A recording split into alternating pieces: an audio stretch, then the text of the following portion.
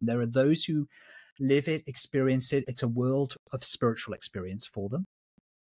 There's someone like myself who can describe its history and its development, and there are those who can look at it and enjoy it as a piece of aesthetic work, the Bible as literature.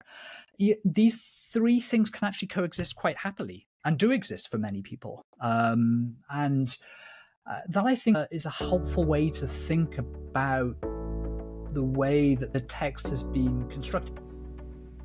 Hello and welcome to It Means What It Means, the podcast in which a guy with some college and a day job has long-form conversations about biblical texts.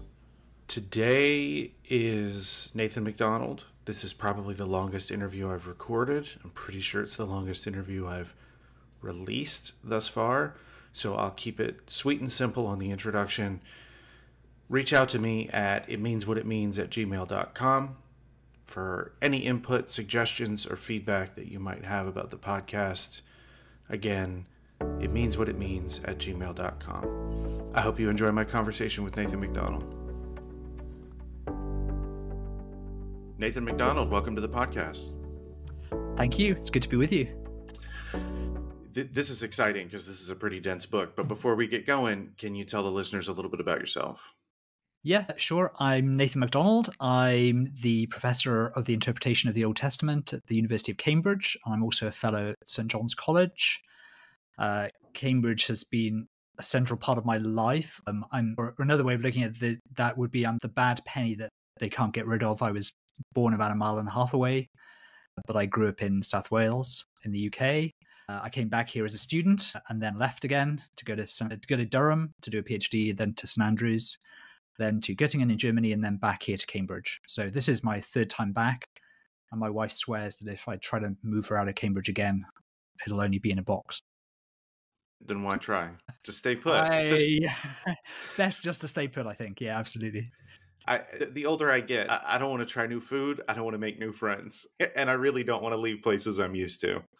I'd go with the new food. New food in new places. I have a certain amount of vandalist. So offer me a trip anywhere, you've got me hooked. Different strokes for different folks. Okay, because I know we're not going to have all day. And like I said, this is a very dense book. Let's just dive right in. You ready? Ready to go. Okay, so in the list of questions that I sent you, the first one is basically just, sorry, I should say, hold on. Let me bring up my iPad here so I get the title. The book we're discussing today is The Making of the Tabernacle and the Construction of Priestly Hegemony.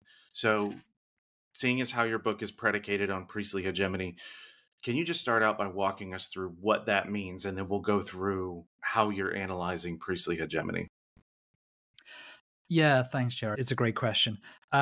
So what I mean by that is the way that the priesthood utilizes different aspects of culture to establish their own power. So hegemony is not just simply the expression of coercive power. There's a way of making somebody do something by, if you don't do this, I'll physically chastise you or physically manhandle you in some ways. But hegemony is a way of thinking about the way that various aspects of kind of culture are brought to bear so that elite figures can, if you like, structure the world in a way that serves their interests or constructs the world in the way that they think the world should be constructed. But so I guess period-wise, though, are we looking at specific form of Israelite or Jewish? So I guess that's a good place to start. Are we talking about Judaism here when we're talking about the priesthood? Yeah, so what I'm really interested in looking at is the priesthood in the early Second Temple period. So this is the period of time from after the fall of Jerusalem and when groups of exiled Judeans begin to return and to reconstitute a society in the Persian province of Yehud. So this is around any time really from about 539 BCE onwards through the Persian period and probably even a little bit into the Hellenistic period. So this is the period of time when we begin to see the priesthood moving from being simply one part of the temple bureaucracy and as one sort of the priest moves from being one official in the kingdom of Judah to being the central figure within ancient Judaism. So that by the time we get to the Maccabean period, Hasmonean claim to rulership is at least partly predicated on the fact that they are the high priests. So to exercise rule, you have to be a high priest. That's seen as the most important function, role within Judean society. So then the identity of a priest is not a static thing that we have. I guess it's so from my point of view, you see the Pentateuch, you see these first 5 books of the Bible, and I know over here in the US, it's very straightforward, at least in the tradition where I grew up. Moses wrote this down, and then there's the development of Hebrew Bible, or as Christians call it, Old Testament. And so that's a very early thing that's established, and it's a static thing, is how I think I was raised to understand the priesthood. That's not the case, though, right? No, very much seeing this from the way that scholars have reconstructed the literary history of the Hebrew Bible, but also its religious history development. So that very much sees the Pentateuch not as a text that was delivered at one single moment to Moses or written down within a very short space of his lifetime, but is rather a collection and development of tradition that occurs over many centuries and much later than the time of any putative Moses figure. So this is reconstruction of history that most critical scholars work with. Where does that come from? It's animated by a number of things that have developed over the last couple of centuries. But if we stick simply with the Pentateuch, for one thing, the Pentateuch is not written as a piece of autobiography. It's written as it's written as a composition which speaks about Moses in the third person. So Moses is a character within the Pentateuch. So that's one factor. There are little indicators, even in the Pentateuch itself, that text has been composed sometime later, references to later realities. This is what these people were called at this point, or this is what this place was called at this point, but it's now called something else. Moses, of course, himself dies at the end of the Pentateuch. And even before the 17th, 18th, 19th century, interpreters like Rashi and others realized that meant that Moses couldn't have composed the account of his own death. But also, we have evidence within the text of sometimes we have tensions. If you want to push that a bit further, we could say contradictions within the text. And we also have sometimes a duplicate and just various different indicators within the text that this is being composed by more than one person, and sometimes over quite an extended period of time. And we by no means have to stick with the Pentateuch. I just brought that up to kind of demonstrate. Okay, one of the things that I am learning as I'm doing this podcast and the reading that this podcast requires is the bound volume that I have on my shelf is not a good representation of how that text developed over time, or even how that text became that text that I can hold in my, I don't happen to have one right here with me, but a Bible seems a lot simpler and clearer and cleaner than its history, as I'm learning from your book and articles and other people's books. It's a much messier thing, right? There are competing interests within the same texts, or what we see to be the same text, right? I mean, I think one way I would put it is it's. I try to explain this to my students when they first begin Old Testament studies with me. It's very much a curated text, and so many parts of that curated text seem very familiar to us. And yet, in some ways, they're rather odd. We've got very used to the way that the Bible is ordered in a particular way. We're very used to the fact that actually it's not like a novel. No, it's written in 2 columns. That's part of its curated nature that goes back centuries and centuries. Typically have got, there are 4 maps in most Bibles, and these 4 maps always look the same sort of way. So there's a very large, we've got chapters and verses. Some of these elements are of greater or lesser antiquity, but even if we go further back beyond that to the actual text itself, then the text itself has a very, very complex history. And some of that we are now aware of, particularly with finds like the Dead Sea Scrolls, or because of the Greek translation of the Hebrew Bible that was made from the 3rd century BCE onwards, which sometimes has a very different text than we find in the Hebrew Bible.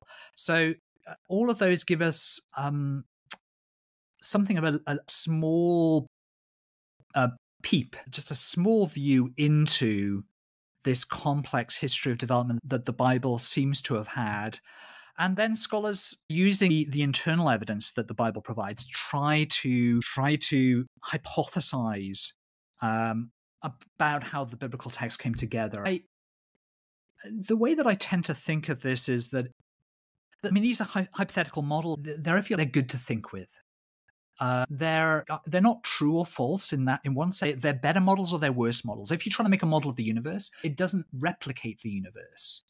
It is a better or worse model. The models have strengths and limitations, but they try to explain what you... And models of documents and scholarly models about the development of the text are attempts to try and make sense of the text that we have. And ultimately, they shouldn't be ends in themselves. I'm very interested in a document that we talk about in the Pentateuch called the priestly literature. But the end of that is not necessarily to understand the priestly literature, although I think that's a pretty important and interesting thing to do, but actually to make sense of the features of the text that we now have. So we should, in my understanding, we start from the biblical text with its complexities, which we're trying to explain. We hypothesize a complex history of development and composition in order then that we can make sense of the features that we see. Let me try another way of thinking about this as well that might be helpful to our listeners. We're in the time that we're going to spend now, we're going to talk about the tabernacle, which is, it's a tent, but it's a bit like a building. And I think the building metaphor is one that I try to work with in the book, in the books, the making of the tabernacle and the construction of priestly hegemony. So I'm very much running with this metaphor, building and architecture. But I think that's also quite a useful metaphor for thinking about the biblical text. What you can't see and what our listeners can't see is, if I look out of my window now, I'm looking out onto Chapel Court in St. John's. The building I'm in is 20th century, 1939. It was completed. I can look out, and as I move through the courtyard, I can move through and I can see something that I know is a 19th century building. And then it moves seamlessly into a sort of late 20th century building, which is the front bit of our library. And that's actually, that 19th century, 20th century amalgam is actually a new entrance to what is a 17th century library. And then if I move further around, I can actually see some part that's 16th century. And then I can see our 19th century chapel, which is quite different because it's kind of neo-Gothic. But as I look around, if I'm thinking as a biblical scholar, it's very much like being an architectural historian. I could bring you here and I could point out the different features and why we know that a building is from one period rather than another. I could show you the line in the brickwork, which shows you as we move from 19th century through to 17th century. I can point out different features in the way that the windows are way the windows are designed, which also point this out to you. And, we could do that. Now, that's not to say that you couldn't come as a tourist and just look around the court and kind of go, wow, this is amazing. This just looks fantastic. And you would see it as a seamless whole. And that's a perfectly acceptable way to appreciate the building. And so I think, and that doesn't have to necessarily conflict with how I'm seeing the building. What I'd like to say is that actually seeing the building, if I could walk you around the building and explain its history, I hope you would appreciate it more and come to love it more. But also, rather like the biblical text, what I'm looking at in a college court is a place that is deeply significant to some people. It's where, if you've got one of our students around here, they would say, or if you've got an old student who'd been here 20 or 30 years ago, they can take you to some part in college and kind of say, that's where I first saw my wife. And I just saw her and I just fell in love with her there and then. So it's a lived experience. There's a place that they've a different view of the college than I have, or even the tourists coming in and seeing it as a sort of as a piece of art. And so I think these are almost like at least three different ways of appreciating the text. Is very similar to how I'm describing the building. There are those who live it, experience it. It's a world of spiritual experience for them. There's someone like myself who can describe its history and its development, and there are those who can look at it and enjoy it as a piece of aesthetic work, the Bible as literature. These three things can actually coexist quite happily, and do exist for many people. And that, I think, is a helpful way to think about the way that the text has been constructed. Now, some who appreciate the biblical text for its spiritual insights, I think, can find biblical criticism uncomfortable. It seems to diminish their own experience. And I would want to say it doesn't have to be that way. Understanding the buildings and their history is a very helpful way to appreciating and loving the building more. And occasionally we can be helpful. Occasionally, at some point somebody says, like, they want to rearrange some of the college architecture. And difficult people like me, well, there's a bit of history here and you might not want to do that. Or even, sure enough, you can start rearranging, but if you pull out that joist, the whole thing's going to come down. So you might not want to do that. So I think biblical scholarship has its uses, and I think it can explain features of the text which otherwise seem really puzzling and odd. And I don't see that has to be at all with a spiritual or religious significance of the text. I think the issue that a lot of people have with the biblical text that they wouldn't have if we were talking about Cambridge University is if you brought someone into your office from 300 years ago and had them look out your window, they would be experiencing something different than they would if they were surveying the campus in their time. And that's what critical scholarship is pointing out to us, is that there was a time when this thing might have been there, but maybe these other elements weren't, and that would seem foreign.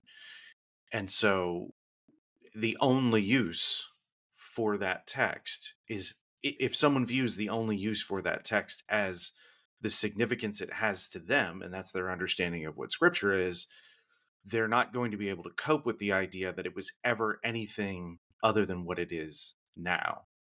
And to a certain extent, I think for someone who's reading a translation, that includes that translation, that they can't help but think of it as anything beyond the version that they have in front of them. Right? Yeah, I think that's right. And to my mind, it doesn't have to be a threat. And it's, yeah, as I say, it's perfectly possible for people to fall in love in a college. And so, but I think you're right. I think when people are deeply attached to their Bibles because it's their Bible. And that's, and it's been it's a text which has been meaningful to them and is inspiring and revelatory for them. Yeah. But I think what people like yourself, I think what scholars are doing, so with these hypothetical texts, with P, the priestly document or priestly literature or priestly narrative, I've heard it called by some, or at least one person, it's almost like you're writing a 16th, 17th century novel set in Cambridge, and you are attempting to use expertise to make sure that the descriptions in descriptive passages work with what is known about that time. Yeah, so a very important part of what biblical scholars try to do is to place texts or to understand them in their historical context, because the historical context helps us to understand what the writers could have meant by what they wrote. I think lots of readers of the Bible understand that. They understand that certain words have technical meanings, that those technical meanings made sense in an ancient context. They don't necessarily make sense now. So that's at least part of what biblical scholars are doing, try to understand what words meant in their ancient context. But yeah, biblical criticism of the sort that I practice it does more than that. It tries to understand the occasion when texts were composed, and therefore what they could have meant in that context. And some of that did arise in some of that kind of critical approach did arise in sort of the 18th, 19th centuries. It was in some ways an attempt to try and understand the Bible apart from certain kinds of church dogma. It does have kind of roots in a certain kind of Protestant self-understand and also an Enlightenment understanding. It has complex and interesting parts to its history. But yeah, a basic instinct is that we understand texts.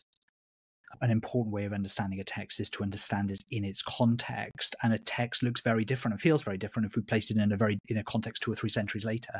And it's not difficult to think of text from our own context, something like Jane Austen.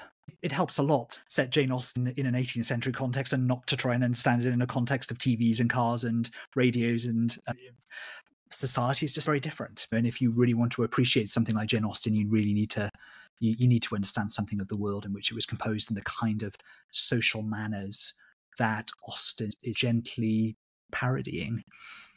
I don't know why this example comes to mind, but it just happened yesterday afternoon. My son and I were watching Ted Lasso, and there's a scene where there's a lamb, and the lamb's name is Clarice. And my son is 16, so I had to pause the show to explain to him why I was laughing so hard at a lamb named Clarice. And then I kind of had to walk him through what The Silence of the Lambs is, and although it's a book and there's other movies and okay, all right, never mind. I'm sorry. Let's go back. I ruined this scene of the show for you. But okay. And how would you son? This is a conversation you probably don't want to have before they're about 15 or 16. No, I try to be pretty honest about how things are.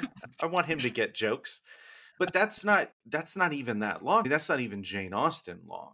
That's 30 years ago. That was like, oh man, when I was half his age, I would have gotten a Silence of the Lambs joke.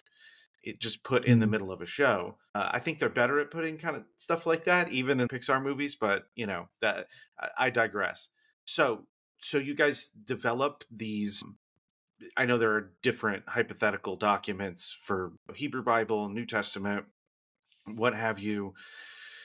So you develop this priestly document, and in your book, you reference 4 traditions of text, and you use specific so I don't want people to think that you're just reading text and then you're like, that doesn't work. I bet that's not in there originally. You're looking at different traditions of text. Do you mind walking us through what those traditions are and which specific texts you used? Yeah, thank you, Jared. That's really helpful. Yeah, so I'm particularly interested in the priestly literature.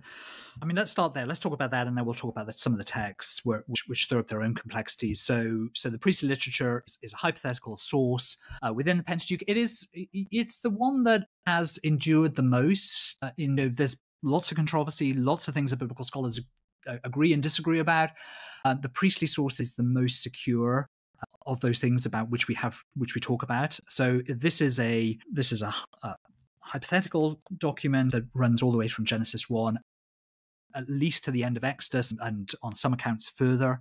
So this includes the creation story in Genesis 1. It includes a version of the flood story. It includes the covenant with Noah. It includes a lot of the genealogical material that we're familiar with in Genesis and Exodus. It includes also the revelation to Moses in Exodus 6, account of the plague narratives, and it also includes the text that I'm really interested in, the tabernacle material at the end of Exodus. So we can distinguish between the original priestly document, the first priestly version of it that was written, and then it's an extremely influential text, and it begins to be expanded at various different points. If you like, one way of thinking about this is the way that I find helpful to think about it is that the Pentateuch is made up of sort of two major systems, which in some ways are like two stars collapsing into one another. So one is the priestly literature material and one is the Deuteronomic. And as these sort of two huge sets of literatures collide with one another and coalesce to become the Pentateuch as we know it, they send out various sort of pieces of material are sort of sent out between them as the sort of the gravitational pull happens. And so when we look at kind of Leviticus and Numbers, we see some of this sort of attempt to surge these two different perspectives that we find in the priestly literature in Genesis and Exodus and the Deuteronomic material that we find in Deuteronomy. So that's the sort of larger model that I work with. And so we can talk about the priestly document, the original priestly document, the earliest document that was put together probably around the beginning of the Persian period, around the 520s, 525 or thereabouts. But also we can talk about the priestly literature in a broader sense as this material begins to develop and takes on slightly different perspectives as it does so. But we can also talk about, you asked the question about texts in relation to the tabernacle account.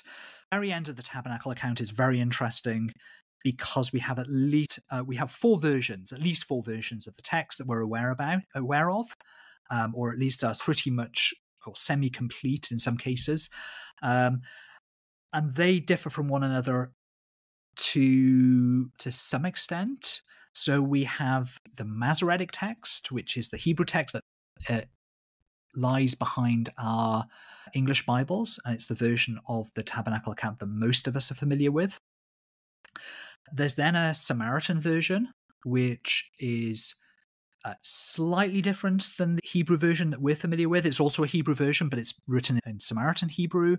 And one of the things it has is a slightly tighter relationship between what Moses commands for the tabernacle to happen to make the tabernacle and what is actually done.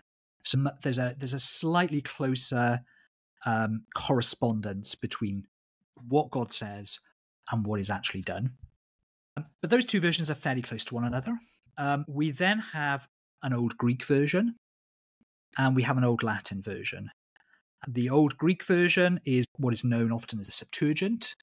So this is based on a Greek translation done in the 3rd century BCE, and they have a version of Exodus that is slightly different than the one that we know. And in particular, whilst in the Hebrew text, the text is arranged with tent structure made first, and then the furniture that's to go in it. Well, there's a kind of logic to that. You make the tent first, and then you make the stuff that's to go in it so you can put it in, and then you make the priestly vestments. That's the ordering of the material in the Hebrew Bible. What we have in the Greek is the material ordered by the text ordered by the material out of which things are made. So we get all the textiles made first, the curtains, and then we get the metal items being made. So there's a slightly different ordering of the material. And in that version, the priestly vestments are the first thing that are made rather than the last thing that are made. And there's some other different rearrangements of the material. And then we have an Old Latin version, which we know from a single manuscript that was preserved in a monastery in Munich. And that is quite close to the Greek version, but has some differences. In particular, inside of the tent is slightly more like a building. It has cherubim, but they're not on the ark, they're actually on 2 columns. And we also have the cherubim in the inner room by the ark, but then in the outer room we have seraphim.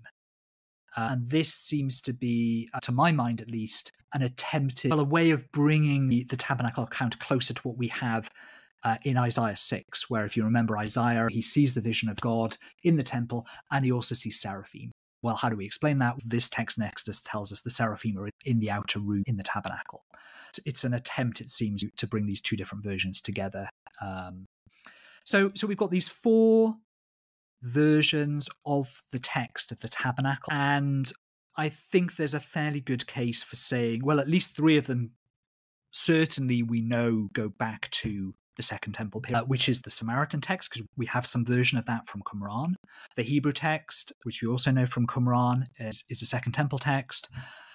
The Greek was already translated in the 3rd century BCE, and we have versions of it from the Christian era. And then the Old Latin text is the one about which we might exercise some doubt, but I think there's a good reasons for thinking that also goes back to the Second Temple period. So what we see then is that there are at least 4 versions of the tabernacle account that are circulating in Second Temple Judaism that we know of. And some of the puzzles working out, how that could be and how these different versions arose. Okay, so you said something interesting in there about and we don't have to camp out on Deuteronomic source because I understand your focus is the priestly source. But you mentioned something about, paraphrasing, the priestly and the Deuteronomic colliding. So how should we imagine that happen? Is that there's a baseline document or oral tradition, or, and if you don't know, this is not school. I know you're technically out of school, but this is not school. So you can say, I don't know, or I don't have an opinion on that. I think these are mostly occurring as a written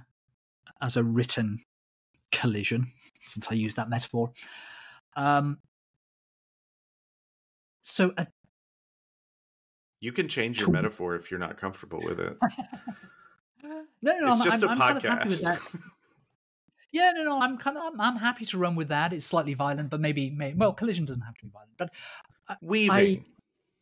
Weaving. Yes, that's nice. And I do think there's something sophisticated that is going on in some of these attempts to bring together priestly perspectives and Deuteronomic perspectives.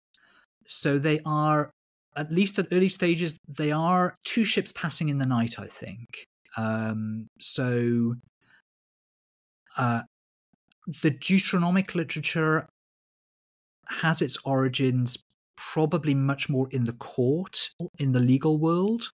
Kings make laws. This is a court document. It's a palace document, at least initially, or at least that's where some of its origins are. It's got legal texts that remind us of other ancient Near Eastern legal corpora. The priestly literature has got all these instructions about sacrifice. It's got this interest in the priesthood and in the tabernacle. So it's a document that presumably arises in the temple. If we think about the ancient world, there are two main places where scribes are active, and one of them, places that keep records. One of them is the temple, and one of them is the palace. Both have reasons to keep good records, and both have got the economic heft to be able to train scribes and support them. At some point in the Second Temple period, these two different written traditions are, for some reason, there is felt a need to bring them together and to harmonize them in various ways. And some of that, I think, is already happening in the first stage of the development of the priestly document, the so-called Holiness Code. We find this in Leviticus 17 to 26, where the Holiness Code is so called because it changes the perspective on who can be holy. So if you read it, the priestly literature is quite clear. Things that are close to God are holy. That can be the tabernacle, it can be a piece of furniture like the Ark of the Covenant, or it can be priests. It's not ordinary people. It's not ordinary Israelites. That changes. The Holiness Code exhorts the people, be holy as I am holy. And this is a dynamic thing. And I think this is probably the priestly literature's perspective on holiness being developed towards a slightly different perspective on holiness that we find in the Deuteronomic corpus. So what happens is that there is the Pentateuch as we now see it is a result of an attempt to harmonize these two major literary traditions, the priestly tradition on the one hand and the Deuteronomic tradition on the other hand. And some of that also occurs in the Book of Numbers as well. So these and the other metaphor that's sometimes used of something like the Book of Numbers is, or the Holiness Code, is that they're kind of like a bridge. They're a bridge between these two different types of material, and it gives us the Pentateuch we now have. Is it safe to say then that, at least in part, the motive of each of these documents was cohesion, and the blending of these documents was also cohesion?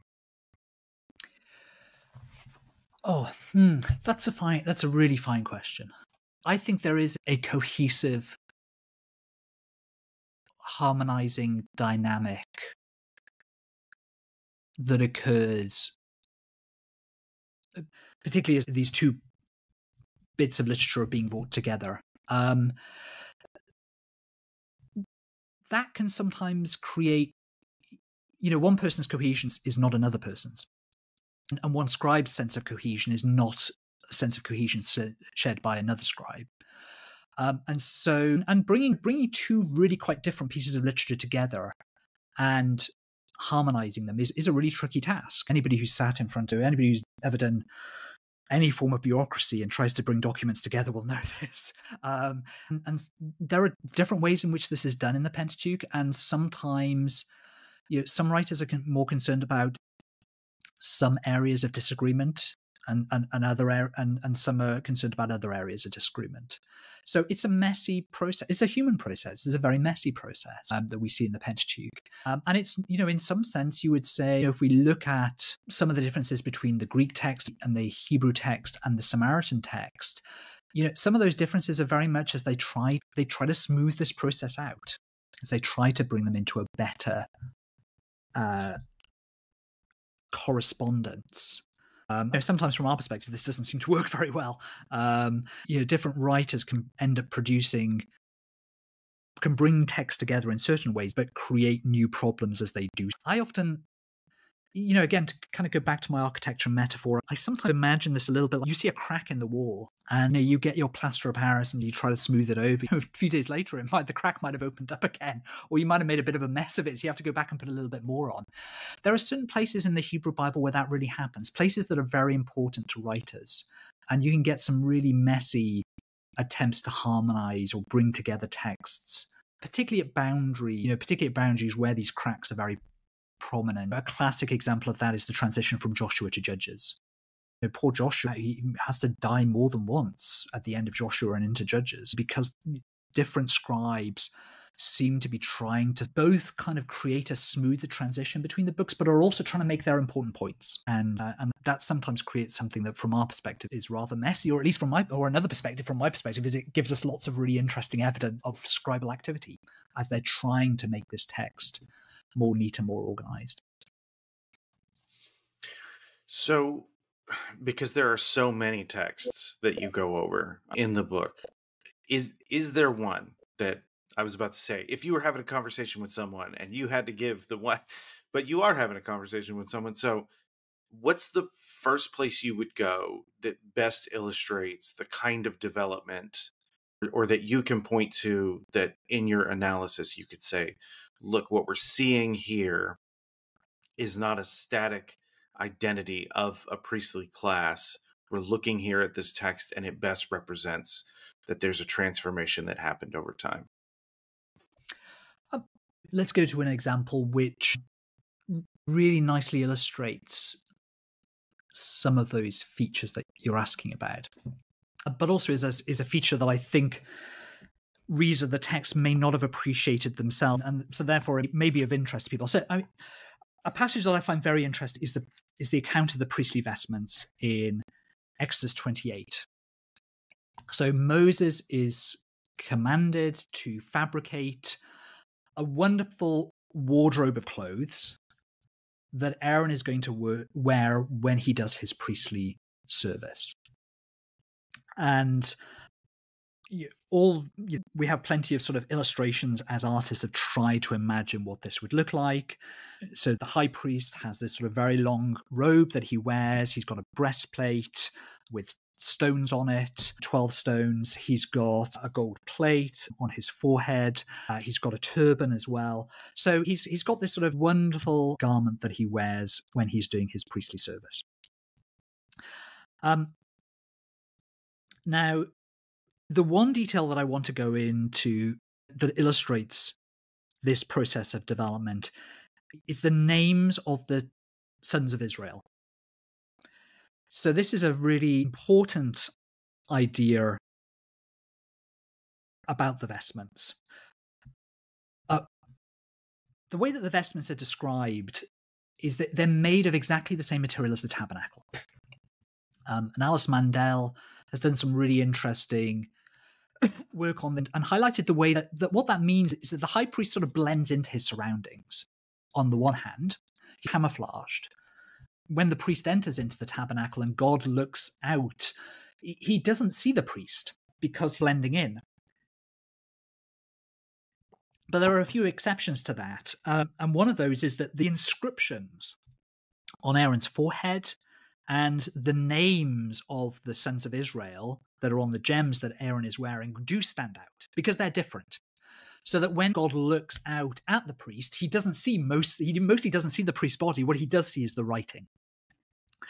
But let's talk about these names of the sons of Israel, because they are not the same names. So we've got the 12 sons of Israel are written on 2 opals, which Aaron wears on his shoulders as epaulets. So we've got 6 names on one and 6 names on the other. And then we've got the 12 names of the sons of Israel on the breastplate. And they are written one on each precious stone across the breastplate, maybe in a 4x3 set of stones. These are not the same names. This was something that I simply had not appreciated, and is rare. I think is not even in the vast majority of commentaries or technical studies. These are not the same names. So if you look at the names, excuse me, if you look at the names that are on the opals, they are said to be the names of the sons of Israel, and they are written on in birth order. So I have it open on the screen in front of me. What verses are we looking at here? So here we are looking at, let me see if I can find it. And if you don't mind, if there's a translation that you would recommend for me and for the listeners. I have the NRSV updated edition. Yeah, I'd usually say to people use the NRSV. Yep, that seems right. So here we're looking at, so I've got the NRSV in front of me so I can read it out to you. Verses 9 and 10 of Exodus 28. You shall take 2 onyx stones and engrave on them the names of the sons of Israel, 6 of their names on one stone, and the names of the remaining 6 on the other stone in the order of their birth. That's the really key statement. So when it talks about the sons of Israel, it means here the sons of Jacob. And it means Reuben, Issachar, Gad, but it includes Levi, and it includes Joseph, because they're done in order of their birth. So this is the order of the birth of the sons of Jacob that we would find in Genesis 35. If we then look at the breastplate, what are the names on the breastplate? This is from verse 17 onwards. You shall set in it 4 rows of stones, and then we get a whole list of all the different stones, emerald, chrysolite, and so on and so forth. Verse 21, there shall be 12 stones with names corresponding to the names of the sons of Israel. They shall be like signets, each engraved with its name for the 12 tribes. Now, these are the 12 secular tribes, the tribes that we know about assembled around the tabernacle in the book of Numbers. So there we have Judah and Gad and Issachar, but we don't have Levi. And Joseph, you'll remember, is represented by 2 tribes, by Ephraim and Manasseh. So these sets of names that Aaron is wearing are not the same names. And the sons of Israel is being,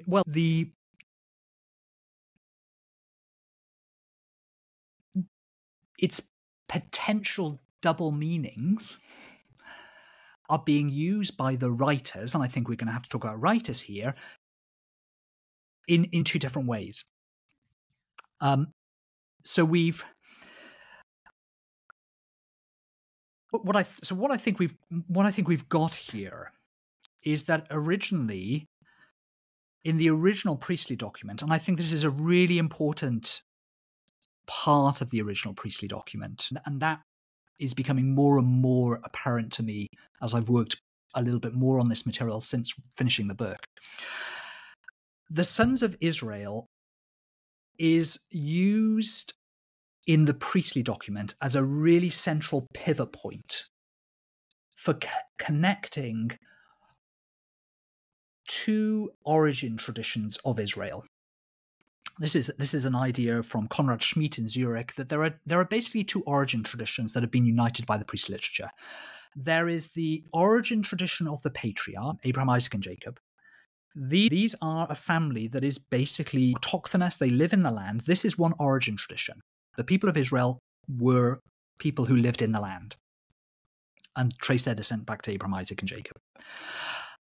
And there's another origin tradition, which is the Exodus tradition.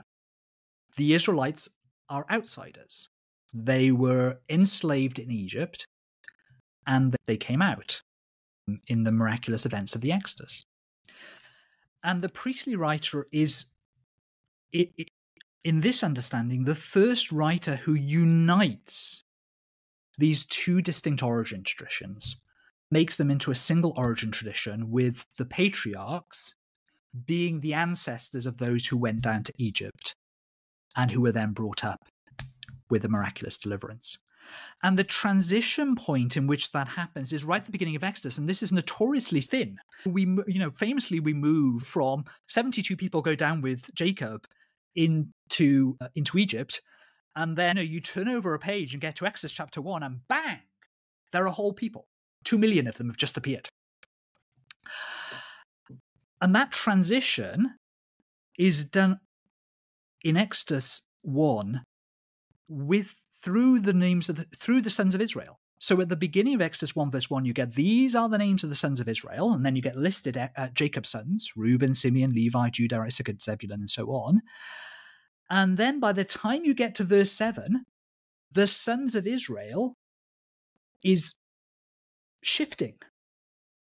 And we're told in verse 7, the sons of Israel were fruitful and prolific. They multiplied, so that by the time you get to verse 9, the Pharaoh says to his people, look, the people, the sons of Israel, are more numerous and more powerful than we. And so there's a double description of them here. They are the people, but then, well, who are they? They're the sons of Israel. So the writer is trying to indicate to you that this term, the sons of Israel, has now shifted its meaning. So what was originally the sons of Jacob has now shifted to how we normally see the sons of Israel being translated in the Hebrew Bible, which is the Israelites.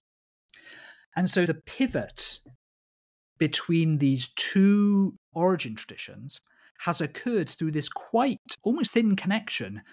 And the sons of Israel is absolutely crucial. The Bnei Israel is absolutely crucial from turning the sons of Israel, i.e. the sons of Jacob, into the sons of Israel, i.e. the Israelites. And it has this crucial sort of pivoting function. And it's that same idea of the sons of Jacob that is present here in the reference to the high priestly vestments. And this is what connects.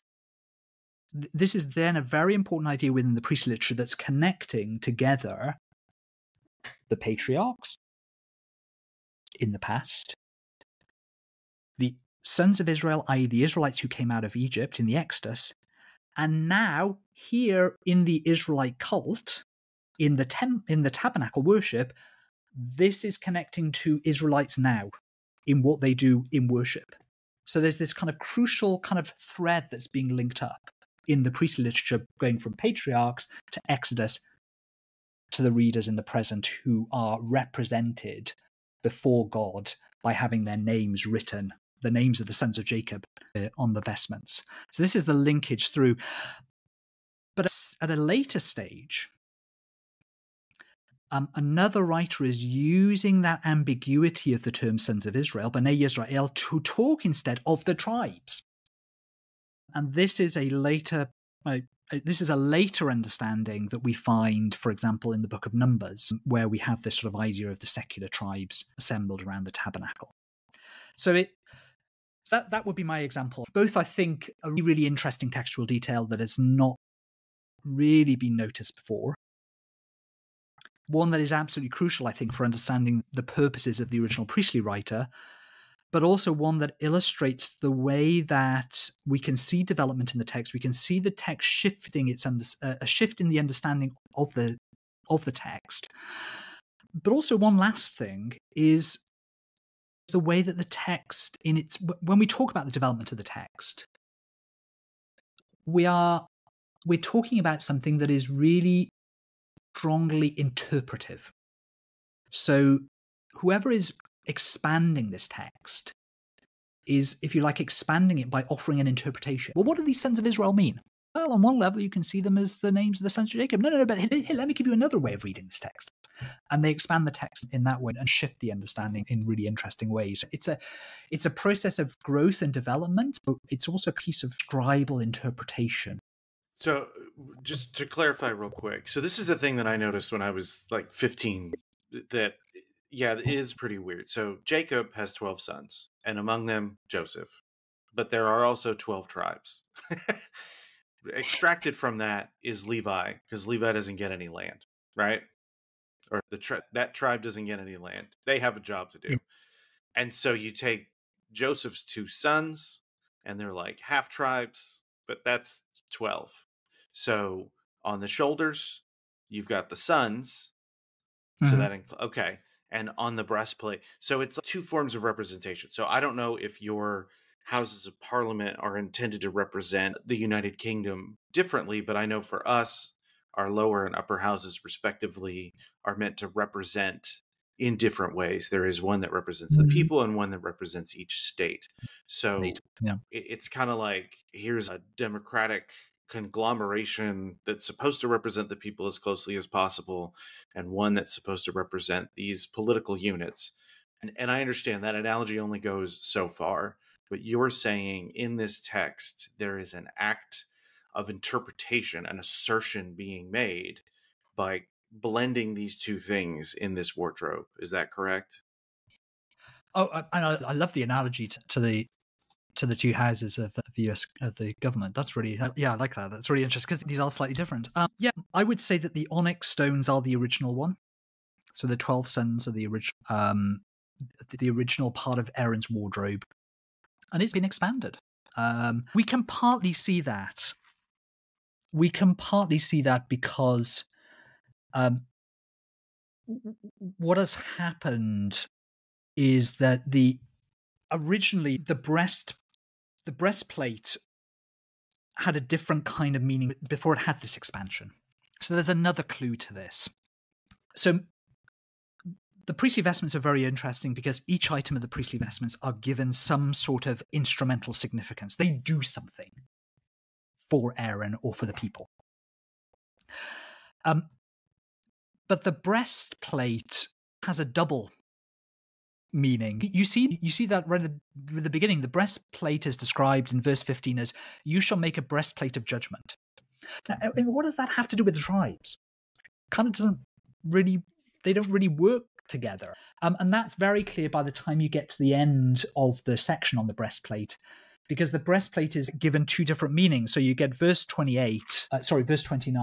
"So Aaron shall bear the names of the sons of Israel in the breastplate of judgment on his heart when he goes into the holy place for a continual remembrance before the Lord." What's the point of the breastplate? Well, it's so that the tribes are, the sons of Israel, i.e. the tribes, are made known to God when Aaron goes in. Okay, well, that's fine. That's what the breastplate is for. No, there's another meaning. Verse 30, "In the breastplate of judgment you shall put the Urim and Thummim, and they shall be on Aaron's heart when he goes in before the Lord. Thus Aaron shall bear the judgment of the Israelites on his heart before the Lord continually." So we have a different meaning here. It's about judgment. This is the Urim and the Thummim are oracular devices. They provide yes/no answers to questions that the priest might ask, or somebody might ask the priest. So they are the breastplate of judgment.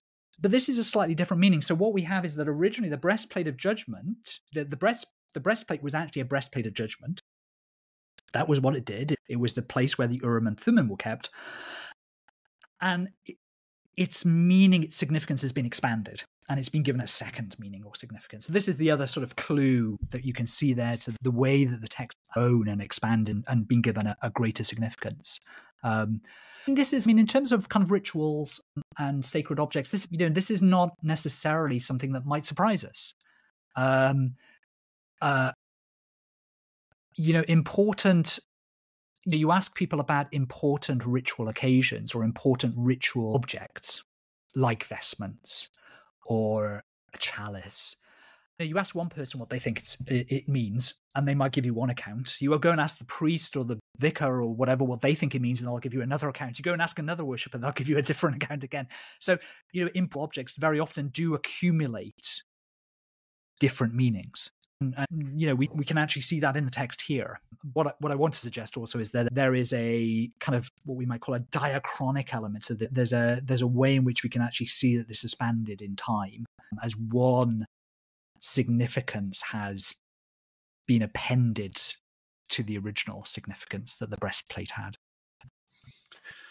And so just for clarification, when we're reading in the Pentateuch, that is talking about the tabernacle, or actually, so I want to ask you, reading in another author's work talking about the priestly narrative, she likes to use the term dwelling place. And I know tabernacle is more traditional, but when we're talking about the tabernacle, we're talking about the dwelling place, the divine dwelling place among the people of Israel. Yeah, but this is Leanne Feltman's book, is it? Her translation of yes, yeah. I wasn't trying to call out another author in your interview. This is your time, but it comes to mind. Scholars talk about scholars all the time. Okay. That's what we do. But that's your decision. That's not my decision to make. Scholarship is always a conversation. That's the way it is. Yeah, I went backwards and forwards over this, particularly, I think. So tabernacle is the Latin term and has become the traditional term. I hesitated and I went for it in the end. The difficulty is that there's not, here again, we see another aspect of the development of this text. It has at least two names. One name is this mishkan, which means dwelling place, that Feltman translates as dwelling place. So this is the verb shakan, so to dwell, and it's been made into a verb, mishkan, the dwelling place. This is the original conception of the tabernacle. This is the place where God dwells. But there's another term in this section of text. It is also the Ohel Moed. It is the tent of meeting. It is the point God and human beings come into encounter with one another. And there are some places, so if you read through the text, you will find in some places it talks about the Mishkan, the dwelling place. And in other places it talks about the Ohel Moed, the tent of meeting. And then there's one or two places where the two terms have been blended together, particularly in Exodus 39 and 40. So here we have again another really interesting example of the development of the text. When we go underneath the hood of the car, we see a couple of different, at least three different ways. We've got the idea of the tabernacle as the dwelling place. We have the idea of the tabernacle as the tent of meeting. And then we have the two perspectives being blended together, harmonized. So in the text, though, we should understand whether it's wardrobe or construction, we're looking at the tabernacle, whatever you want to call it. And actually, just for clarification, I brought it up so I could have the title for listeners. And it is an interesting read. It's called The Consuming Fire, the Complete Priestly Source from Creation to the Promised Land. It came out last year. It came out actually, not last year. By the time this comes out, it'll be last year. But it came out on my birthday, April 11th, my 40th birthday. Of 2023, but she is doing a translation of what, in her expert opinion, what the priestly narrative, as she calls it, is. But what I was wondering is, so we're looking at, in this passage in Exodus, talking about establishing things to deal with the tabernacle, but also there's the first temple. There's some, not yet in this narrative, but at some point there's the first temple. And then eventually, when this is all being compiled, you're saying we're kind of looking at Second Temple period. So is it historically, do you imagine there's some people in captivity and they are refining their understanding in the Deuteronomic, as this is the law and this is, and then the priestly tradition, this is how these things should be conducted, and that's how those texts are produced? Or do you think they have another temple and they're reverse engineering some things in this tradition that maybe already exists? Yeah, it's a really good question, and I think it's got so many complex elements to it. What we see with the tabernacle looks like a Levantine temple of a particular kind. It's a long building with and on its longest axis, we find at one end we have the entrance to the sanctuary, and at the far end, we have the place where the god is understood to dwell. So we find this pattern of buildings in the Iron Age, in places like Tel Tanat in Syria, and I mean the most famous example, of course, is the description of Solomon's temple. So the tabernacle, although it is a tent, looks like a temple. It has the structures and the features of a temple, and it's got an altar, and it's got a table for putting bread and whatever.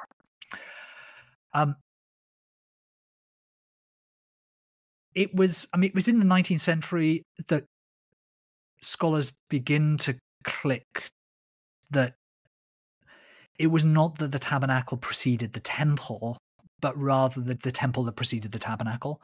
The tabernacle was modeled on the temple rather than the other way around.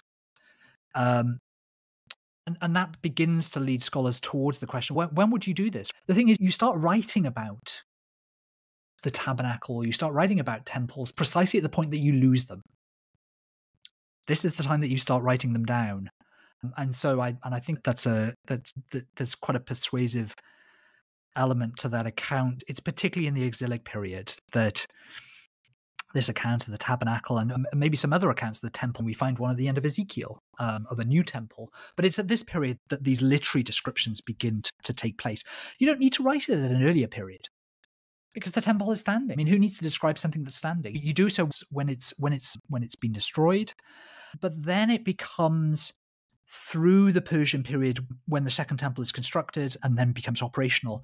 The tabernacle accounts continue to grow. It becomes a place rarely tribes begin to use it as a place to think about their ideas about what the tabernacle about what a temple should be, what it should do, how the priesthood should operate. So it becomes a working model, a way for ideas to be developed, which is why when we look at these this is why we find 4 different versions later on in the Second Temple period, the Old Latin, the Old Greek. It's because this is a text that for some reason scribes have been very interested in. And they use it to think through various ideas about divine presence, about atonement, about sacrifice, about priesthood. So there are all sorts of ideas being developed in this text and thought through.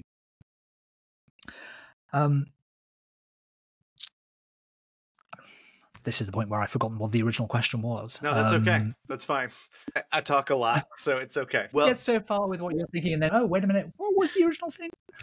It happens all the time to me. And then I just I can't do that on the podcast, but in conversations, I can just wander away.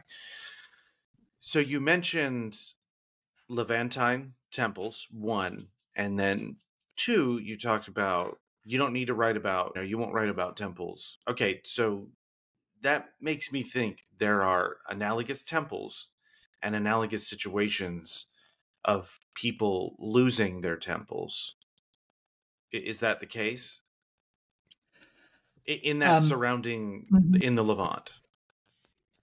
Yeah, temples were destroyed, temples were remodeled, temples were reappropriated for different purposes. Yeah, throughout that history. I mean,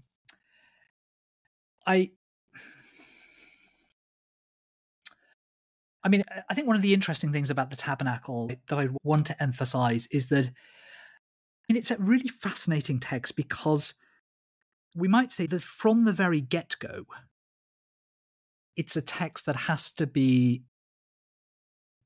poses hermeneutical or interpretive challenges. How do you apply its description of this tent sanctuary to the real world of 5th century Yehud? That's not immediately obvious. It clearly has some relationship to the Second Temple. But how do you apply it? What's the significance of that? Must have been puzzling for the readers themselves right at the beginning, because it's not like it's a sort of, when you get a description, it might even be slightly easier with Ezekiel. Ezekiel sets out this sort of grand plan of how this temple is to be built. It has no elevation. It's just a plan. It's slightly odd. It doesn't tell you how tall any of the walls or the building should be. But you could look at that and kind of say, the thing is, we're meant to build it. That's not so obvious with the Tabernacle account. Right from the get-go, anybody who's reading it is going to have to think through, how does this apply? And that's true for a lot of the material in the Pentateuch. So, for example, particularly when the text talks about the camp, and the camp is to be holy, and to choose an obvious example, one has to do one's daily duties out. What does that mean in practice? Is the camp the town or the city of Jerusalem, or does it apply to the entire land? That's going to be a problem for daily toileting. How do we apply this text? That must have been, the initial writers must have had some idea about how that was meant to be applied or what they were trying to communicate. But it's the earliest readers must already have had some ways in which they felt it had to be put into action or applied or significance. It's not immediately obvious. It's not a blueprint. That would be one thing I think we could say. It's not a blueprint for a sanctuary, because no sanctuary is a tent in this kind of way. In ancient, the Second Temple was a building. So I think it's a puzzling and interesting text for precisely that reason, that it calls for interpretation right from the very beginning. So there aren't neighboring, I guess, communities or religious groups that we see functioning in a nomadic sense where they do pick up their implements of worship, or is that in that context, like a nomadic people, would that just be household idols and that kind of thing? And again, this isn't school, so if you don't know, you don't know. Even groups that are semi-nomadic or even fully nomadic can have holy sites, so they don't. Arguably, you could say that's what we see in Genesis. Patriarchs are semi-nomadic farmers or herders, and they go to certain places and they recognize the numinous power of God at somewhere like Bethel. This is the house of God, and they return to those places to do worship. So now those are not necessarily, wouldn't necessarily have a builder. We know from the Hebrew Bible itself that there are places called the high places where some form of cultic worship takes place. And of course, as we know, the Deuteronomistic writers in the Book of Kings don't like these locations, but whether they actually had buildings there or whether they were open-air sanctuaries is not necessarily clear to us. So there are, even from nomadic or semi-nomadic peoples, they can have holy sites, holy places. And of course, the ones that we, for ancient Judaism at least, or for early Second Temple Judaism, temples do seem to have been important. And we now know about more of those. We know, for example, that the community at Elephantine, right in the south of Egypt, modern-day Aswan, they had a temple which was destroyed at the end of the end of the 5th century. So we know later on in the Second Temple period that there was a temple at Leontopolis. We know that there was a temple at Mount Gerizim. We used, at least at one point, to think there was only idea that there was only one cult center was fairly well established by the beginning of the Second Temple period, and we now realize that wasn't the case. There were a number of sanctuaries where there was a community of Yehudites, as for example we see in Elephantine. They seem to, if they could, they built a temple. Yeah, I'm trying to bring up the book in front of me because I don't remember. So I think it's The Closed Book is the title, by Rebecca Wallenberg. I think she mentions something about a letter. It may have been, maybe I read it somewhere else, a letter from the community at Elephantine to Jerusalem requesting permission to rebuild their temple. Again, if somebody goes out and reads that book because they're interested in this and they find out I'm wrong and it was somewhere else, oops.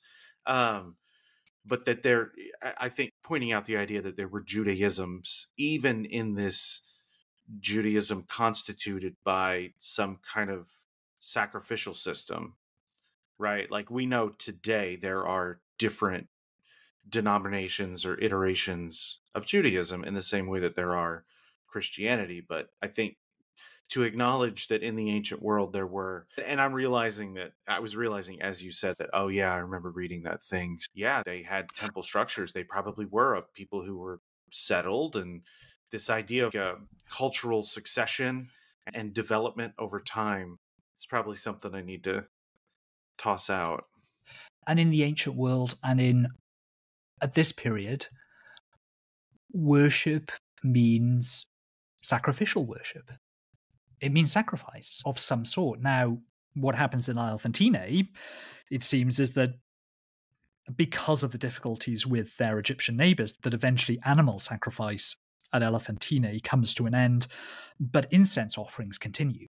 So offerings of vegetation or of incense continues. And in the ancient world, worship takes place at a sanctuary.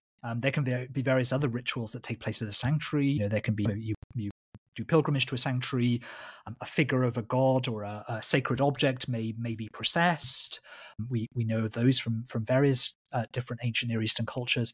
But absolutely crucial is sacrifice. Deities are worshipped through sacrifice. They can also, some of these ideas will do develop. Another important thing is offering something to a deity, a votive offering, a precious object that's left in the sanctuary. And of course, in some of these texts from the exilic and the post-exilic period, we begin to see the idea developing prayer as a form, as something that can stand in for sacrifice. So we do begin to see the idea developing of someone like Daniel orientates himself to Jerusalem and prays towards Jerusalem. And that idea is already present in 1 Kings 8 of people praying in the direction of the temple. But even there, prayer does not replace sacrifice. Prayer is in many ways an acceptable sort of stand-in. When you can't, for various reasons, you can't actually be present in the temple, then prayer towards the temple or towards Jerusalem can be something of a stand-in, if you like. And to shift, I know I shifted things away. I took us off following a rabbit trail, but to shift things back toward the priestly hegemony, the sacrifice system contributes materially to priestly power. Well, I guess this is the question then. Is it contributing materially to priestly power, or is its material contribution to priests a result of the hegemony? How do you see that? And can you explain to the listeners what I mean, since I didn't? So in the ancient world, and we see this in the Hebrew Bible as well, temples are extremely important economic centers and extremely important places where economic interchange takes place, and in which we might say that goods are sort of redistributed. So they're absolutely the redistribution economy. That's why in the events that lead up to the Maccabean revolt, some of what is going on there is that the Seleucid monarchs want to put their hands on some of the good stuff that's in Jerusalem. It's a real, I think we really have to reorientate ourselves to realize just how central temples were to the redistribution of goods. It's not that there was a sort of stock market where the real economy was happening, and then over in the other part of the city there's a church. It's not like that. It's why there are money changers who have tables in the temple that Jesus can overturn in the Gospels, because the temple is absolutely central to the economy. And one of the ways in which that is seen is through the sacrifices that are taking place in the temple, and this is a means by which animals can be devoted, and therefore the meat can be consumed by the worshippers. And of course, that's a very a very significant idea in the priestly literature, that you have to be in the temple to make a sacrifice, and then you share in the meat that has been offered. God receives some of the fat, the priest receives some of the sacrificial portions, and the worshippers share the rest of the animal. To be a priest is to hold a very privileged position. It is to ensure that meat is on the table on a regular basis, and in the ancient world that's an unusual thing. And of course, meat is not often consumed, and of course its distribution is going to be definitely uneven. Priests have got a way of making sure that they get the largest part, and that can lead to criticism to the priesthood. You might see that in the beginning of the book of Samuel, where Eli and his sons are criticized for the fact that they choose the very best portions, and they're really in it for what they can get out of it. There's lovely little sort of plays of words in there that Eli, remember when Eli died, he falls off his chair, he breaks his neck because he's heavy. And kaved, the same root that means heavy, is also the word that means glory. And so the play is made of that when the Ark of the Covenant at the same time is taken by the Philistines, glory has departed, Ichabod, and heavy Eli has also departed. So there's a whole series of kind of plays that sort of criticize Eli and his sons for having made themselves fat on the offerings of the Israelites. So this is a coveted role, and it's one that's very beneficial to the priests. We see that elsewhere in the ancient world as well. If we turn to Babylonia, we know a lot about the temples now, and we know a lot about who has priestly rights in those temples. They have a prebendary right, so they have rights to some part of the temple income. And these things are very closely guarded within family and they can be passed down in certain ways, and these are also indicators of class. And also marriages only occur between people who have certain prebendary rights. So we can see over in Babylonia that the priestly prerogatives are very important, and this is almost certainly true in Israel as well. And this is why there are certain narratives. I think James Watts has this absolutely right in some of his work, that some of the narratives in the Hebrew Bible are trying to communicate that actually this priestly business is really dangerous work. And he puts this very nicely. It's dangerous work being a priest. And, sometimes, as we see with Nadab and Abihu, they do the wrong thing and they get consumed by fire. So it's a high risk operation, and therefore the priests are worthy of their wages. They do this dangerous work, and therefore the sacrifices that they receive, or the cut of meat that they receive, are, if you like, their danger money. They're very important and skilled. Just ask them; they'll tell you, right? Because they're the ones. This is your thesis. They're the ones telling us this, and it's not just priests; it's the high priest. Which, okay, I've never thought of this before, but reading this book is the first time I've ever wondered, wait, what is Moses? Because some of the stuff he does, I thought priests were supposed to do that. And granted, he's special. He's a good and special boy, and Adonai really likes him. I'm trying to be careful about not using the tetragrammaton anymore. I feel like I threw it out willy-nilly. But he's also a prophet, and he's the guy everybody's listening to. There's no king yet. And look, I'm just going to kind of ramble for a minute because I have several thoughts that are all just kind of colliding together. But it's Solomon's temple, right? Nobody's referring to the high priest there. So all of this seems to be aiming at some kind of legitimacy for priestly rights. So you spend a lot of time talking about the anointing, consecration of Aaron and his sons, in spite of the fact that his sons are killed. And he gives a really weird answer when he's confronted about that. So you got Moses, who's a weird figure who, honestly, by everything that I've ever read, it kind of seems like a messianic figure. He is chosen by Adonai to be this multi-capable person, and he enables the priests to interact with the tabernacle, and then eventually with Solomon's temple, and eventually in the second temple. Again, I know I'm rambling, so if you can pick anything useful out of what I just said to respond to, good luck. Yeah, I think you're putting your finger on a really interesting thing with Moses. Where does he come from, and who is he, and what does he represent? And there is something really odd and mysterious about that. For one thing, as we know, he bears an Egyptian name. And of course, the biblical text has its own explanation of that and gives us its own etymology of the name. But he's an odd figure, and he doesn't obviously align with anything in particular. In whose interest is Moses is a really puzzling question to ask. One way in which this has been thought about, and I'm still puzzling over it myself, is there are some texts that might suggest that Moses has a priestly dynasty of his own.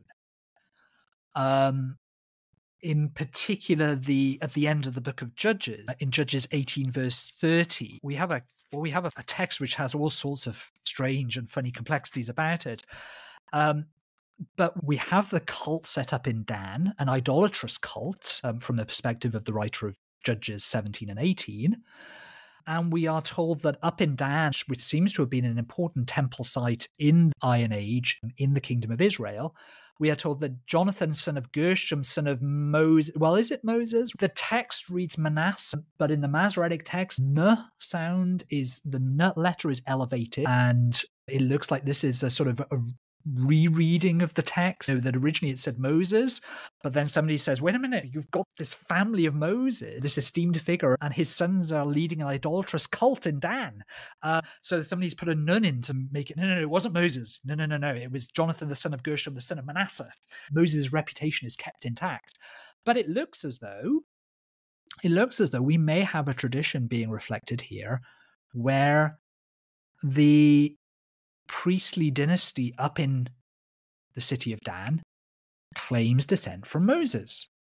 Now, what do we do with that text? There is I have some problems with it, to put it gently, but there's a very prominent sort of theme of North American interpretation from Frank Moore Cross and his students that thinks that the early history of the priesthood can very much be explained by there being rivalries between a group of priests that claim descent from Moses and a group of priests that claim descent from Aaron, kind of Mosaic or Mushite priesthood and an Aaronic priesthood. Now, I think quite a lot of that is speculative, and some of the texts that it rests on are, I think has quite a sometimes tendentious reading of those texts. But I think it still kind of takes us back to the problem that actually Moses is a very odd figure.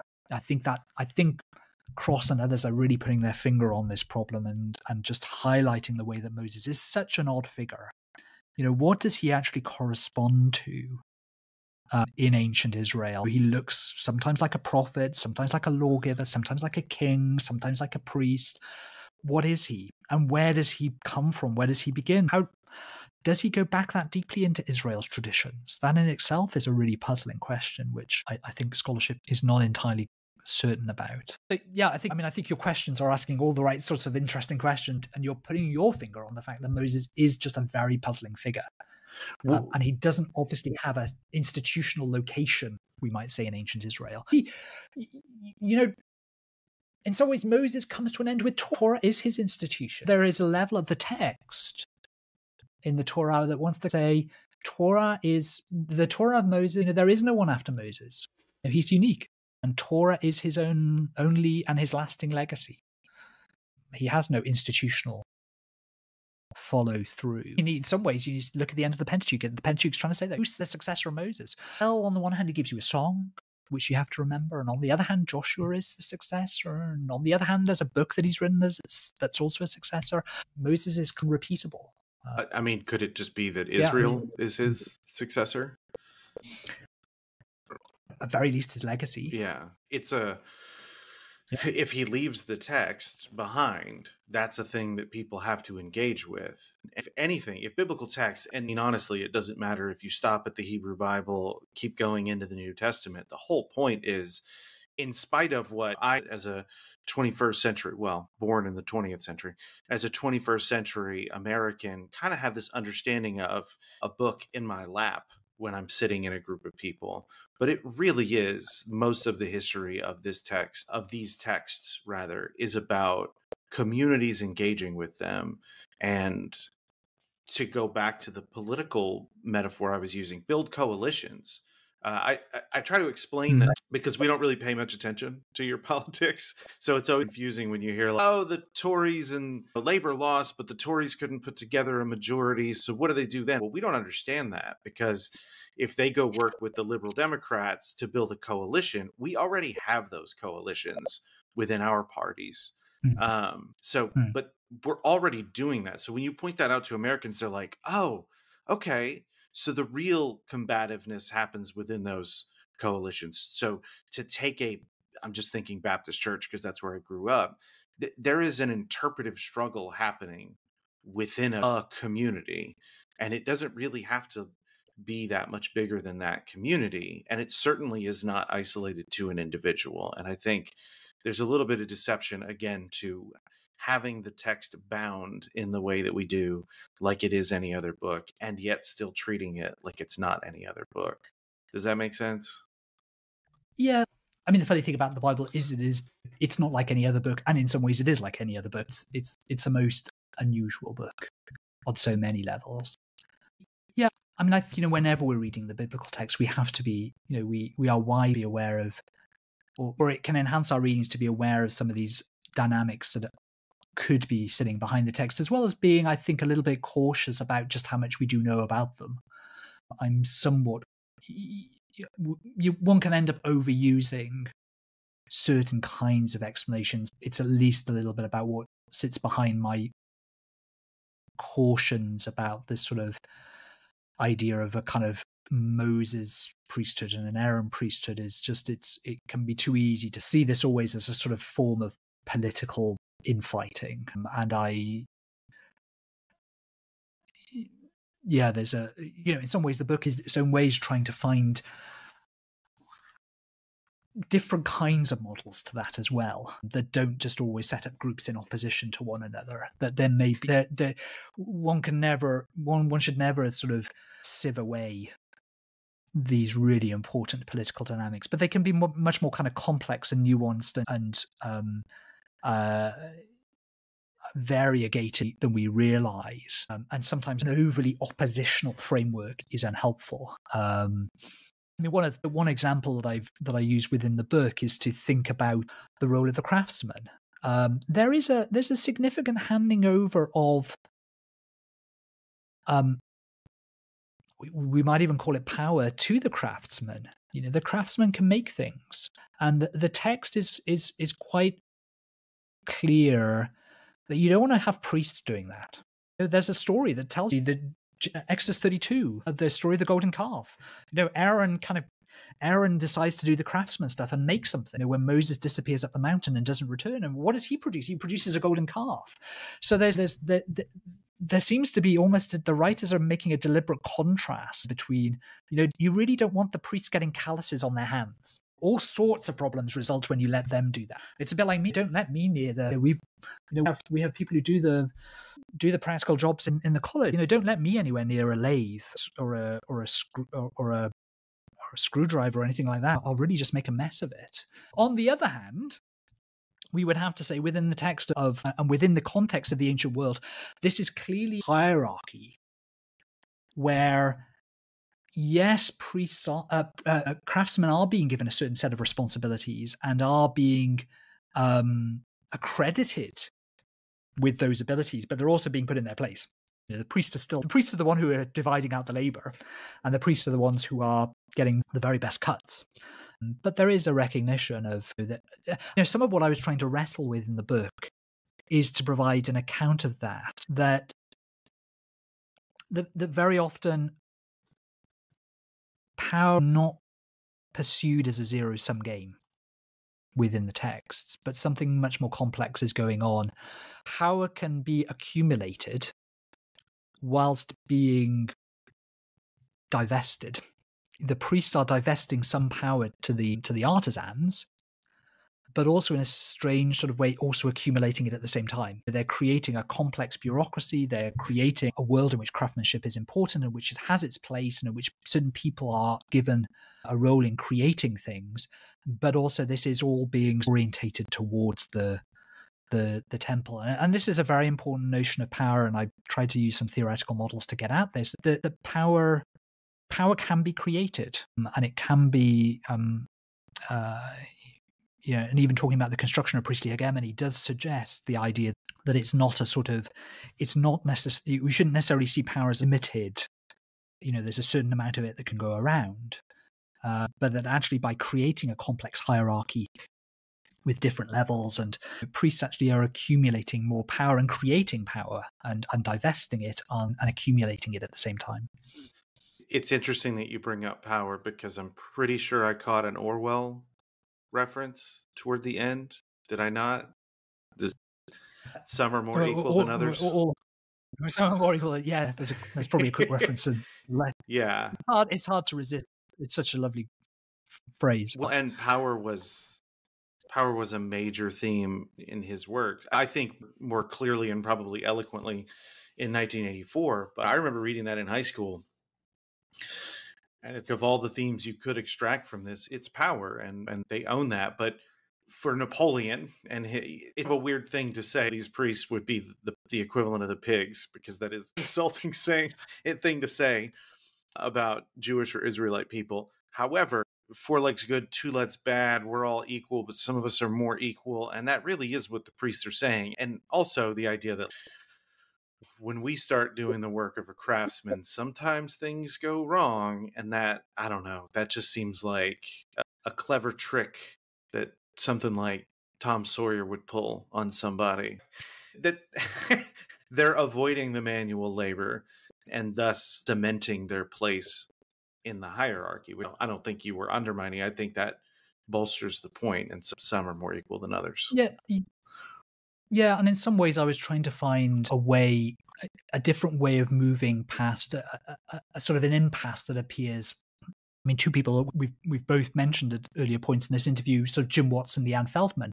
Watts examines early texts of Leviticus with a literary and narrative approach and finds a very philosophy.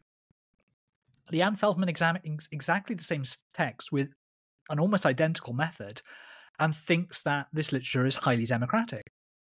And one of the questions I want to address in the book is, well, how can both of these things be true? And I think they probably can be. I lean more, I think, towards Watts's understanding of things with an emphasis on hierarchy and the unequal distribution of power. But a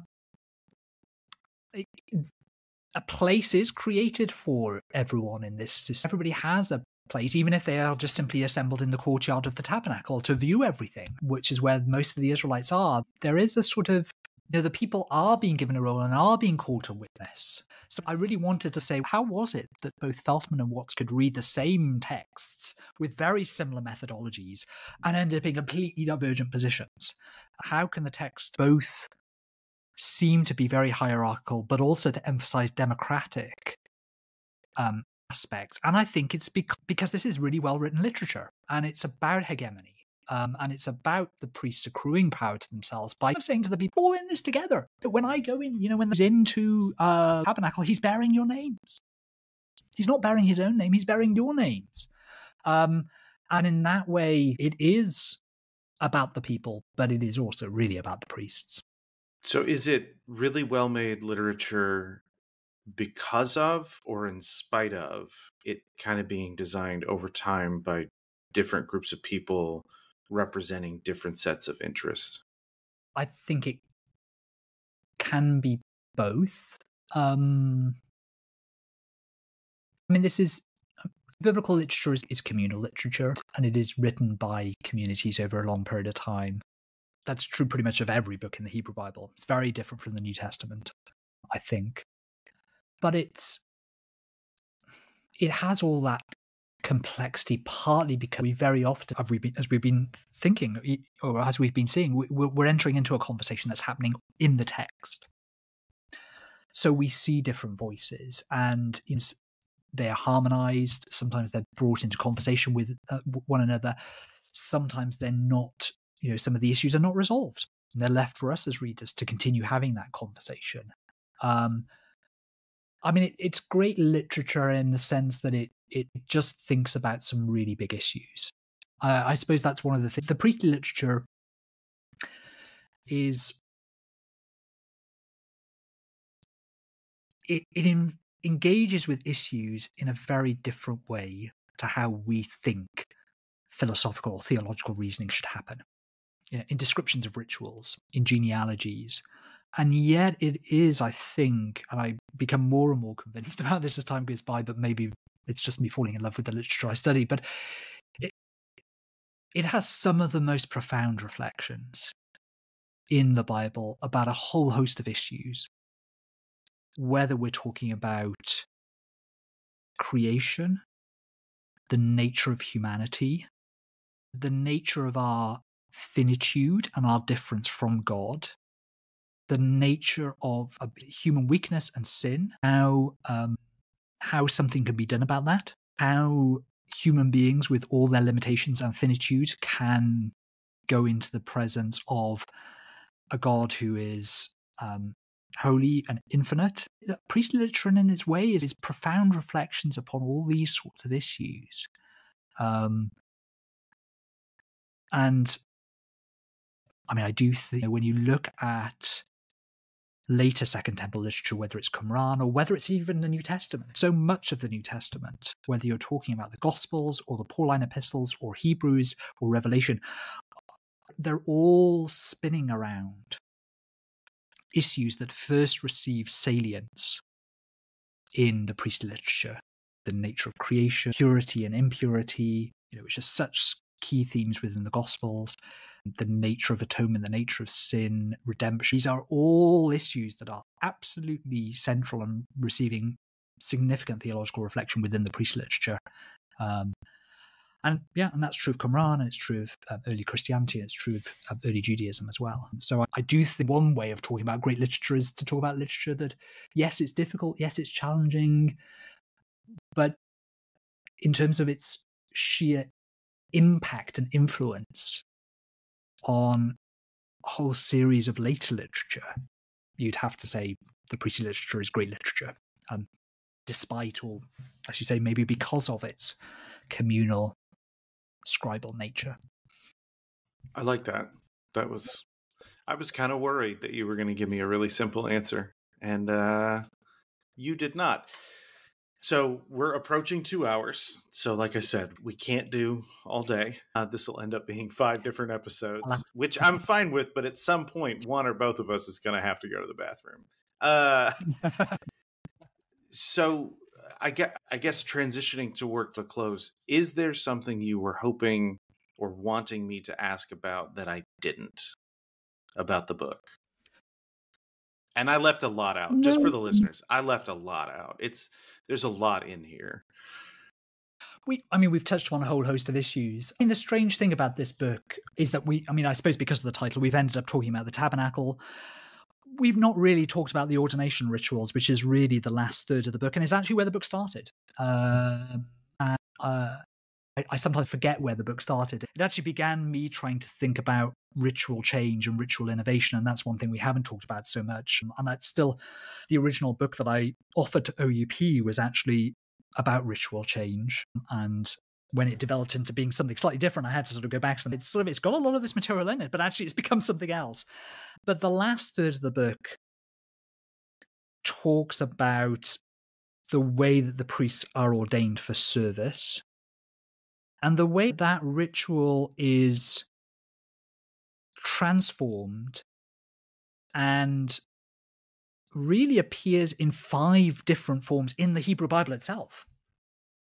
Never mind its use in tech from the period of time of the Maccabees, where it gets reappropriated in different ways. Now, that there's a whole series that we could talk easily for another hour about what's going on with rituals, how they change, what are the conditions that cause them to change, why it is that rituals seem to us to be very old, even when sometimes we discover that they're actually very recent innovations. But also, I think one of the things that I didn't really talk about in the book that I think is going to need more reflection is that if I'm right, that what we find in the Pentateuch is essentially the same ritual being reiterated in 5 different ways. It means that we might say that our understanding of ritual develops a great deal and how the Hebrew Bible is using ritual, but also it does mean that our stock of rituals in the Hebrew Bible is actually quite a bit slimmer than we realized. And that potentially has some really interesting implications. We perhaps don't have quite such an extensive array of rituals from the Hebrew Bible. And by the end of, if I'm writing what I write in the book, then we have less. What we think were actually 5 distinct rituals are actually 1, or variations of 1. And so that, I think, could pose some interesting questions as to how we think about ritual text in the Hebrew Bible and how much we actually know about what went on in ancient Israel and what was practiced. So that's one bit that we didn't talk about, which is really the last third of the book. And it's actually where the book began. The book, in some ways, was written from the end to the beginning. But that, I suspect, is not unusual with books. I wouldn't know. I've tried to read books from the end to the beginning. I was running out of time with Jane Eyre when I was in high school, and so I tried to read the last chapter, second to last, third to last. I still didn't finish the book in time, and there was a whole chunk of the book. The character Saint John, I didn't know who it was when we got back to school, and I had to do a timed write quiz on that book. There was this whole chunk of the book I had no idea what they were talking about, and I was like, oh, why did I do that? Because I'm a slow reader. So yeah, I have no idea. I just assumed people sat down and introduction, chapter 1. Okay, so what would you direct us to? And it doesn't have to be in the area of this book, but how would you direct me and the listeners, as just not biblical scholars, as far as books or blogs or essays or YouTube, whatever you think we should check out? Yeah, I'm a book person. I write them and I read them. I mean, you've already mentioned Leanne Feldman's Consuming Fire, and that's a nice introduction to, it gives you from my perspective, the broader priestly literature. She and I would disagree about the extent of the original priestly document and some of its developments, but I think it's a nice for readers who want to see what this reconstructs. What most scholars, this is the part of Pentateuchal criticism that continues to commend a considerable amount of consensus, or command a considerable amount of consensus. So Feltman's book is really good for that, and so that would be one thing. I would certainly say one person I'd mentioned, Jim Watts, his book, I'll have to look on my shelves for it.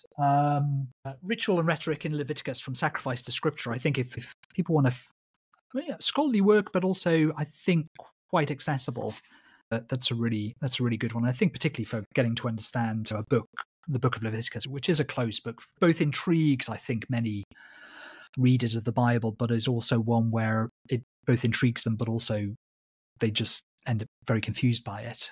I should really mention Gary Anderson's book on the Tabernacle. I think mine is, as you rightly pointed out, quite dense, and it's really aimed primarily at scholarly readers and students of theology.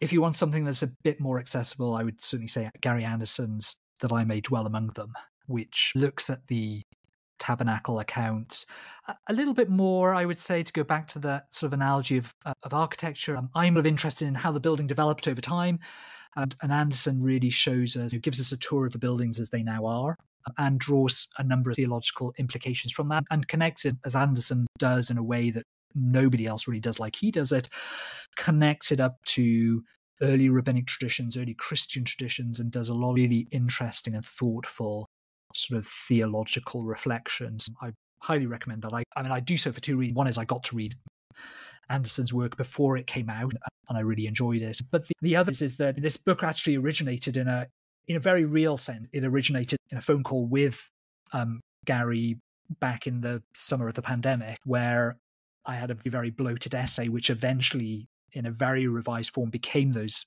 final chapters at the end of the book. But at the end of a fairly unproductive summer, I sent it to Gary and a number of other people, and it was really a sort of cry for help. I've got this really long essay. It's too small to be a book, and it's too long to be an article. What the heck am I going to do with it? And I had a really wonderful conversation with Gary. And by the end of it, I could see how a number of the things that I'd been writing belonged together. And he pointed me to a number of the things that a number of sort of understandings that he'd got to on the literature, which were just extraordinarily helpful. So I both owe Anderson a debt, but also some of his really, really helpful insights are in that book. And so I certainly think for a reader who's doesn't want to wade through endless footnotes and discussion of ancient texts in their original language, then I would certainly recommend Gary's book That I May Dwell Among Them, which has just come out with Eerdmans, so it's fresh off the press as well. Nice. Those are good recommendations. So something I've started doing in the last couple of months is, what do you read for fun? I'm a history reader. I just love history. as time goes by, the more I realize I just love history in all its shapes and forms. You will usually find me not reading a novel. My wife is the novel reader, and I'm the one who reads has a big history book alongside me. Human beings write great stories, but I can't say too much bad about fiction given the text that I work with. But I love history, whether it's ancient history or whether it's European, American, English history, all periods really. Any recommendations? Can't get enough of them. Like recent reads in history? Oh gosh. Oh yeah. Now you've put me on the spot on that. Yeah, I sure have. That's quite tricky. See, I softened you up for 2 hours, and now you don't have the resolve to fight back. I'm going to tell you the one I'm really looking forward to, because I started out as a Hebrew Bible scholar, and I've slowly been drifting later and later as time goes by. But I'm really looking forward to John Marr's book on the polis, which is coming out with Princeton next year. And I just can't wait to get my hands on that. That's going to be really interesting. Partly because I'm just really intrigued as to what's going on in Hellenist polities from the 4th century BCE onwards. I think there's some really fascinating things happening there, and he's such a great scholar, and he's written such interesting things on Antiochus III, and that I think it's coming out with OUP with 700 pages, or maybe it's Princeton University Press. Anyway, it's 700 pages. I'm just going to enjoy wading through it. I think I just saw that. I woke up at 2 this morning. I couldn't go back to sleep. Of course, I got on Twitter, and I think I saw that cover. Somebody tweeted that out this morning. If it was you, I'm sorry. I wasn't paying attention. I don't think it was me, but I think that's one to watch for next year. I mean, the one I'm reading at the moment is Josephine Quinn on the Phoenicians. That's really, really interesting, about the Phoenicians really as an invented nation. James Osborne, I've been reading recently on the Syro-Hittite city-states. Yeah, anything that deals with stuff I love to read, especially the ancient world. You weren't kidding. And anything that's going on in those are wider deep the cuts. Levant, the ancient Near East. Those are deep cuts in history. Yeah, the more I read, the more I want to read. I'm particularly interested in those people who find new models, new ways of thinking about texts, but are also thinking about how we've read those texts and how sometimes we've misread them, or misunderstood what we're reading, how we project our own world back onto the text. There's lots of food for thought there, I think. But I think even catching yourself doing that is also fun, to realize that you and others, oh man, yeah, we shouldn't have been doing that. How do we learn about this in a better way? It's, I think, part of the process of becoming more mature is realizing that the question is not what's the right way, but what's a better way to try and understand and engage with this text, and what's the journey that I should go on to engage with it. Yeah, and I think it's lovely when you do that, and then certain things just come out of the text that you just didn't see. I think that's of all the books that I've written, I think this one is. I mean, at this point, it is my favorite. There are so many moments that were just moments, pieces just coming together and clicking. And I just thought, wow, I just never seen that. About the names on the high priest of Esmus, I just hadn't seen that before. And it was just a moment of reading the text and rereading it and reflecting on it, and then bang, it was there. And I thought, gosh, how did I miss that before? Clear as day. And there are other things all the way through where I feel that there are just little perspectives and insights that haven't been said before. And part of it is just coming at the material in a slightly different way, with slightly different questions and slightly different sort of theoretical and methodological perspectives that haven't been brought to this text before in the same way. I think one of the most interesting things since I've started this podcast that's happened was almost a month ago to the day. So for the listeners, we're recording this. It's the middle of December, last month in San Antonio at the Society of Biblical Literature. And I don't have my notes in front of me, so I'm not going to be able to reference who it was or what they were talking about. But there was someone it was like the Hebrew Bible poetry. And he was discussing a misunderstanding based on a transliteration from a Latin translation of one of the Psalms. And I could dig it up because I definitely want to find this guy and have him on, because my friend and I, he works in translation, he is a Hebrew Bible expert. We came to see someone else, a friend of his, give their paper. And we end up seeing this thing where, my friend I'm just sitting through this. I don't know this one. We weren't that into the first paper. The second paper starts, and my buddy, I have my moleskin on the seat between us. He reaches in and takes my pen out and jots something down and then puts my pen back. And he keeps picking my pen up so much that I just pull another pen out of my backpack and let him know to keep mine. But it's the most engaged that I saw. And I only got to go to a few sessions anyway, so I'm not judging anybody, but it was really exciting to see pretty much everybody in the room. And me being a non-expert, I could follow that something really cool was happening, not just from them, but hearing what this guy is saying. I don't have to know Hebrew, be able to read Hebrew to understand. This guy found something cool, and everybody in this room now wants to engage with it, and they're all taking other handouts and making all their notes. And I'm sure he got a bunch of emails after that. But that was a really exciting thing to watch, was that epiphany or revelatory moment for people who they sit and swim in this water all the time. And that's really exciting to watch you guys get to have that experience. It's part of the reason I want to have this podcast. It's part of the reason I'm doing this podcast is so that I've gotten to see those moments. I want other people to get to see that too, because it's not boring. It's really exciting to watch you guys get jazzed up about your work. Yeah, and some of it revolves around this text. We talked at the beginning of different perspectives on the Hebrew Bible, and I think sometimes, I think for outsiders and particularly for religious for those with very strong religious commitments, it can seem very odd. What are we doing with the text that they love? And yet, actually, we really love it too.